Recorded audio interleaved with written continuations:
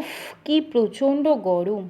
দুপুরবেলা এত গরমে পাগল হয়ে গিয়ে তাড়াতাড়ি করে নিচে নেমে এলাম। আর তারপরে ফ্রিজ খুলে খুঁজতে লাগলাম একটু কোল্ড ড্রিঙ্কস বা একটু দই, কিছু একটা পেলে আমি একটা ভালো শরবত বানাবো। কিন্তু না, কিছুই পেলাম না।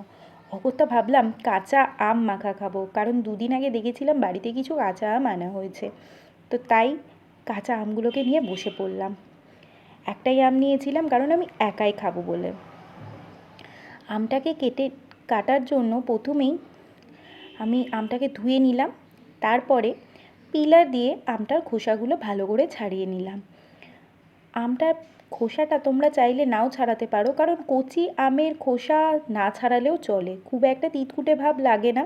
আর যেহেতু আমটা আমি এরপরে গ্রেট করব, তাই আমটা তোমরা চাইলে একদম খোসা সমেতও খেতে পারো।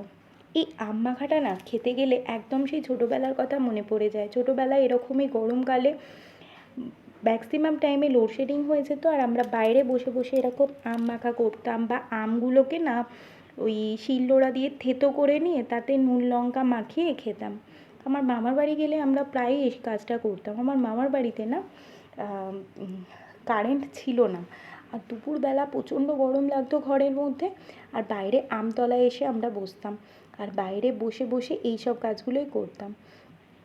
তো তারপরে গ্রেটার নিয়ে নিয়েছি, দেখো গ্রেট করে নিচ্ছি আমগুলো। খুব ভালো করে গ্রেট করে নিতে হবে, ছোট যে কাটারটা আছে সেটা দিয়ে আমি গ্রেট করে নিচ্ছি।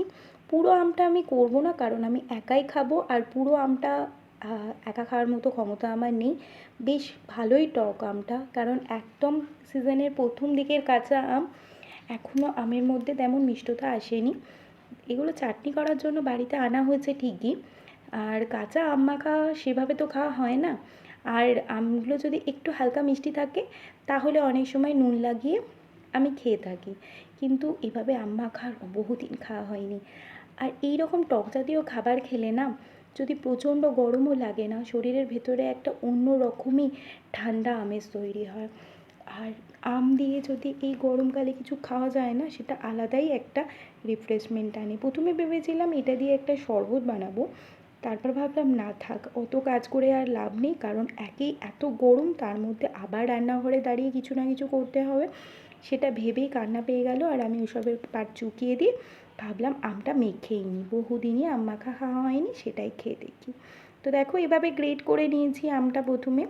তারপরে এর মধ্যে নিয়ে নেব একটুখানি নুন, একটুখানি চিনি, আর একটুখানি লঙ্কার গুঁড়ো, ব্যাস আর কিছু নয়। তোমরা চাইলে লঙ্কা গুঁড়োটা অ্যাভয়েড করে কাঁচা লঙ্কা দিতে পারো, কিন্তু তবু আমি বলবো এইসব খাবারগুলোতে হেলদি আনহেলদি এইসব না ভেবে লাল লঙ্কার গুঁড়ো দিয়ে মেখে খাও, সেটা আরও বেশি টেস্টি লাগবে। আর এই দেখো আমি এই লঙ্কা গুঁড়ো আর চিনিটা দেওয়ার সময় আর দেখাতে পারিনি, তো লঙ্কা গুঁড়োটা দেওয়ার পরে আর চিনিটা দেওয়ার পরে মাখিয়ে নেওয়ার পরে আমটা ঠিক এরকম দেখতে হয়েছিল। চলো এবার তাড়াতাড়ি চলে যাই ওপরে গিয়ে ছাদেতে বসে বসে আরাম করে এটা খাই, কারণ ঘরে সবাই ঘুমোচ্ছে। আর এখন যদি আমাকে এই আম মাখা খেতে দেখে আমার মাই আমায় তাড়া করবে একদম বাটাম নিয়ে, কারণ এত টক খেলে শরীরে শরীর খারাপ হতে পারে, বা পরে অম্বল হয়ে যেতে পারে, অ্যাসিডিটি হতে পারে, এসব আমার মা ভেবে থাকে আমাকে নিয়ে। কিন্তু এসব আমার কিছুই হয় না, যদিও আমি এরকম বেশি বেশি টক খেতে বেশ ভালোবাসি। আর আমার তো খুবই ভালো লাগে এরকম তেঁতুল মাখা, আম মাখা, পেয়ারা মাখা, এইসব জিনিসগুলো খেতে। তোমাদের কার কার এরকম মাখা জাতীয় জিনিস খেতে ভালো লাগে তোমরা একটুখানি কমেন্ট করে জানিও। আমি দেখেছি বহু ভিডিওতে বা বহু ব্লগে যে এরকম বহু বাড়িতে এভরিডে এরকম টাইপের কিছু না কিছু মেখে খাওয়া হয়।